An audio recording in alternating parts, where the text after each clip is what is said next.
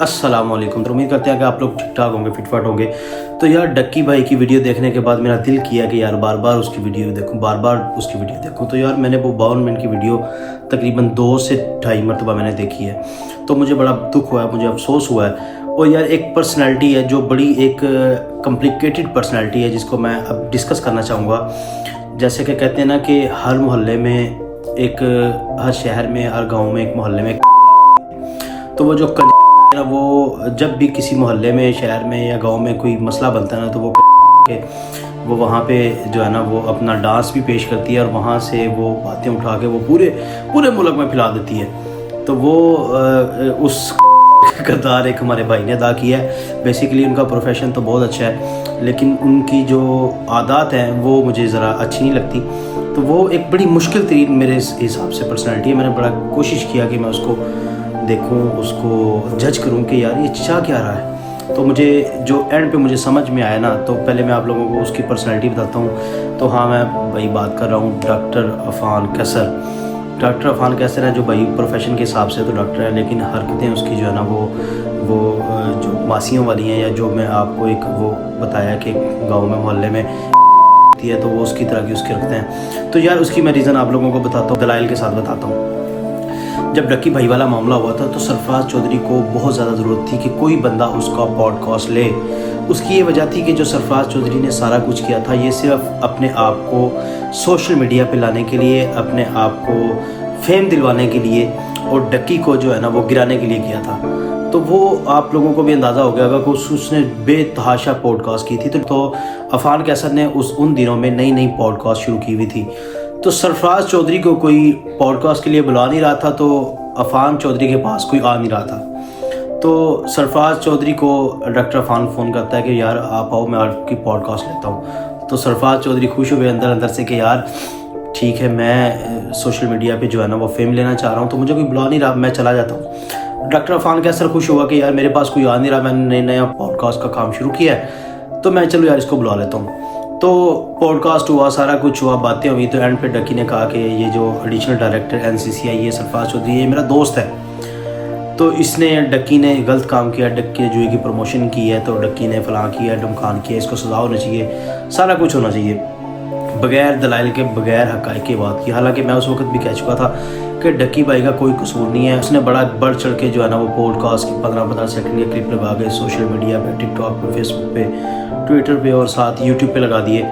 और सरफराज चौधरी जनाब मेरे दोस्त हैं, उन्होंने मुझे बताया कि डक्की के साथ ये हो रहा है, डक्की 5 वक्त का नमाज ही पढ़ रहा है। डक्की खुद माना है कि मैंने ये कुछ किया है। खैर उस टाइम भी मुझे बड़ा गुस्सा आया इस चीज़ पे, तो मैं कुछ कह नहीं सका। तो अभी देखें, दुनिया में कोई भी इशू चल रहा होता है ना, दुनिया में या पाकिस्तान में कोई भी इशू चल रहा होता है, तो सबसे पहले जो आके कूदती है तो वो डॉक्टर अफान कैसर है।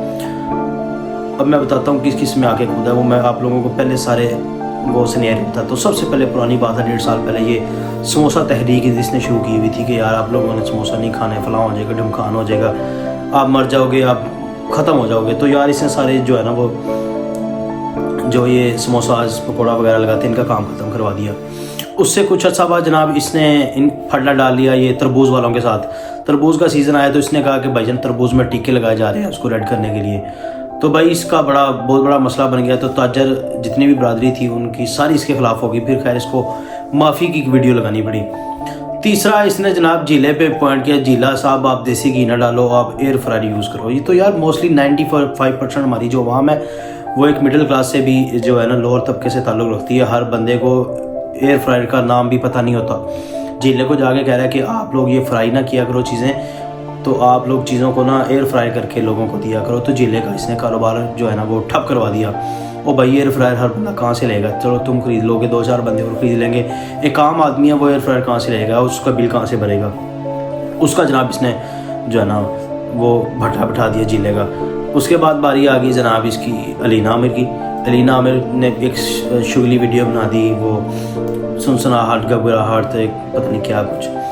तो वो जनाब अलीना आमिर के पीछे हो गया ऐसे, उसको जनाब इसने सुनाई। खैर उसने भी काफ़ी इसको रिस्पॉन्ड किया, लेकिन कहने का मतलब है कि उसको डिफेम करने की कोशिश की। तो उसके बाद जनाब बारी आ गई थी इसकी रजब भट्ट की। रजब भट्ट पे भी इसने वीडियो बनाई, फिर इसने सिस्टोलॉजी पे वीडियो बनाई। कहने का मतलब है जो मुझे पता लगा कि इसका ज़्यादा ध्यान अपनी प्रोफेशन की तरफ नहीं है, ज़्यादा ध्यान इसके लोगों के घरों पे है कि लोग क्या कर रहे हैं, लोग क्या कर रहे हैं, और मैंने कौन सा नुक्ता उसके अंदर से उठाना है जो जिसकी वजह से मुझे व्यूज़ मिल सकें। वो इससे कोई गर्ज नहीं है कि किसी बंदे के साथ गलत हो रहा है, किसी बंदे के साथ ज़्यादती हो रही है, किसी बंदे को बुरा लग रहा है। यार एक बंदा कंटेंट बना रहा है, डकी कंटेंट बना रहा है, तो यार बनाता रहे अपने बिहाफ पे, वो जो कुछ मर्जी करता है। खैर इसने बहुत सारे लोगों को जनाब बदनाम भी किया उसको जनाब अपने सिर्फ चंद व्यूज़ के लिए। और भी बहुत सारी जो है ना बीच में चीज़ें हैं जो इसने की हैं जो मुझे अभी फिल वक्त याद नहीं आ रही। तो इसने आते हुए ये भी अपने पॉडकास्ट में कहा था कि डक्की आएगा बाहर, सबसे पहले माफ़ी मांगेगा कौम से, कौम के बच्चों को कहेगा कि आप लोग पढ़ाई की तरफ ध्यान दो, मेरे व्लॉग ना देखो, मैंने जो प्रमोशंस की हैं उनकी माफ़ी मांगेगा। तो हालांकि इसके काम बिल्कुल बरक्स हो गया। डक्की ने अव्वल तो कुछ किया नहीं, अगर उससे कुछ हुआ है तो वो इंटेंशनली नहीं हुआ। उससे जनाब करोड़ों रुपए जो है ना उसके अकाउंट से चुराए गए सरफराज चौधरी साहब ने। उसके बाद उसके पास 60 लाख रुपए रिश्वत ली गई, उसको मारा गया। और जो NCCI के डायरेक्टर हैं जो कि रिश्वतखोर इंसान है और बड़ा बेहिस इंसान है, जो उसको सोशल मीडिया पे आके जलील करता रहा डक्की को, अपने बच्चे को वीडियो कॉल करके कहता है कि ये देखो ये डक्की मेरे सामने खड़ा हुआ है, और डक्की को पीछे से चपेड़े मार रहा होता है और कहता है कि आज के बाद तुम डक्की की वीडियो देखोगे, कहता नहीं देखूंगा। तो यार अंदर से ये कुछ ना कुछ किसी का जेलसी चल रही होती है कुछ लोगों के अंदर कि यार ये बंदा क्यों इतना फेम हासिल करके इसको इज़्ज़त क्यों दी है। मैंने आप लोगों को कल भी बता दिया था कि जो इज़्ज़त और ज़िल्लत है ना वो अल्लाह पाक के हाथ में है। अगर आप किसी इंसान को जितना भी गिराने की कोशिश करोगे ना, अल्लाह पाक ने उसकी इज़्ज़त लिखी हुई ना उसकी बढ़ जाएगी। तो मिसाल अभी मैंने आपको कल भी दिया, फिर बता देता हूँ कि डक्की के 9 मिलियन सब्सक्राइबर थे जब डक्की ने 100 दिन के बाद अपनी वीडियो डाली है। हालांकि जितना इन्होंने इसको बदनाम करने की कोशिश की है तो उसके तो सब्सक्राइबर चले जाने चाहिए थे, लेकिन अल्लाह पाक ने उसको इज़्ज़त देनी थी। 9 मिलियन सब्सक्राइबर पे आके 100 दिन के बाद उसने वीडियो डाली है, तो उसके एक दिन के अंदर 1.5 दिन हुआ होगा मैक्सिमम, उसके उस वीडियो पे 10 मिलियन व्यूज़ है। और जो मैक्सिमम व्यूज़ उसकी वीडियो पे हैं वो किसी एक स्पेसिफिक वीडियो पे वो 10 मिलियन ही है। हालांकि उसके व्यूज़ गिरने चाहिए थे अगर उसको इसने डिफेम करने की कोशिश की है या अगर वो गलत है।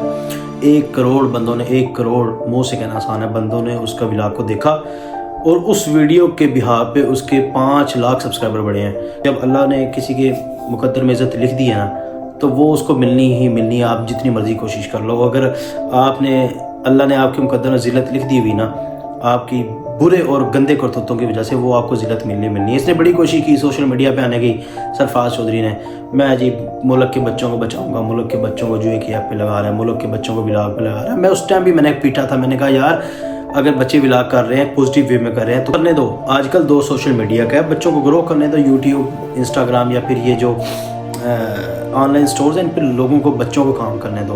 ये 16 पढ़ के 18 करके कोई 20-30 हज़ार 40 हज़ार 50 हज़ार नौकरी कर लेना कोई कामयाबी नहीं है।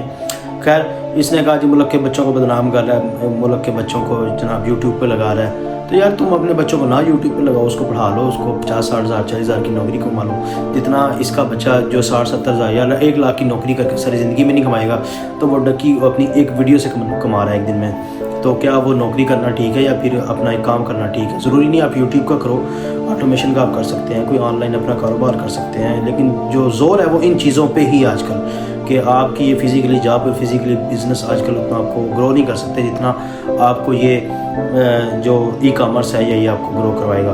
खैर बात इतनी सी है कि यार अगर एक बंदा ग्रो कर रहा है तो उसको ग्रो करने दें। अगर आप उसकी खुशी में खुश नहीं हो सकते तो कम से कम उसको नीचे ना गिराएं। तो खैर डॉक्टर इरफान कैसर साहब तक ये मेरी बात पहुंचाएं और ये वीडियो उस तक पहुंचाएं कि यार जो कुछ ज़िंदगी में कुछ कर रहा है इसको करने दें।